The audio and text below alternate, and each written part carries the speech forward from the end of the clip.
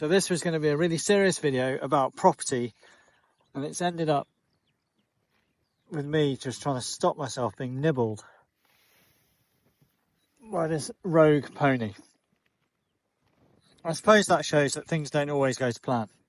Okay, no horses here, but it is windy and my hair's going all over the place, and I hope you can hear me. This huge pile of rock right behind me represents the capital stack, and we're talking about development finance only. That sharp peak right at the top, they're the clearing banks. There are 11 of those in the UK, people like Lloyds, HSBC and Barclays. That is going to be the cheapest money that you can borrow to fund your development project. But that is going to be the hardest money for you to get your hands on.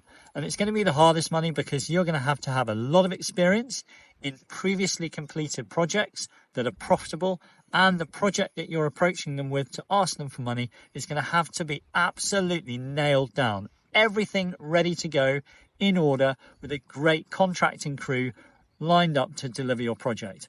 They're not going to look at you unless everything is perfect. So you can see that this pile of rock behind me gets a bit broader as we come down. So as we're coming down, we've then got these senior non-banking lenders. These are the likes of Together Money, Close Brothers, Shawbrook. They're going to lend you finance on a slightly more lenient basis, but it's going to cost you more money. Say around 12 to 15%. So things are getting a bit more expensive, and chances are they're going to want to see experience and a good track record of profitable delivery of previous projects. Then we come down again and this stack of rock gets a bit wider, and we're looking now at these smaller specialist lenders. So again, we're still in debt territory, we're not in equity territory, and there are plenty of these organisations up and down the country with loan books of around about 50 to 150 million.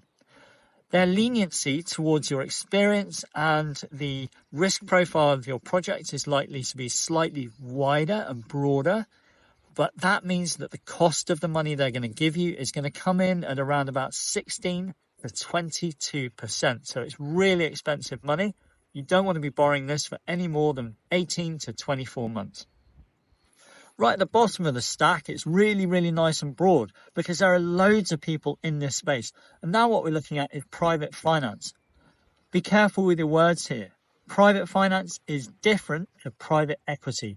Private finance is typically high net worth individuals, bank of mum and dad, rich aunts and uncles, or friends that you might know that have a lot of money and could be interested in injecting equity into your project. The issue with this jumbled layer at the bottom is that the language and the common level of understanding of property development varies widely. And so that can create a real struggle when you're trying to attract money from this bottom layer. You are at some point, if you're going to be successful, need to attract money from the bottom layer, this private finance layer, and also some debt if you're going to structure a typical finance package for a standard property development project. So there we are. That's the capital stack as demonstrated by a huge rock on Dartmoor. Have an amazing day. Bye-bye.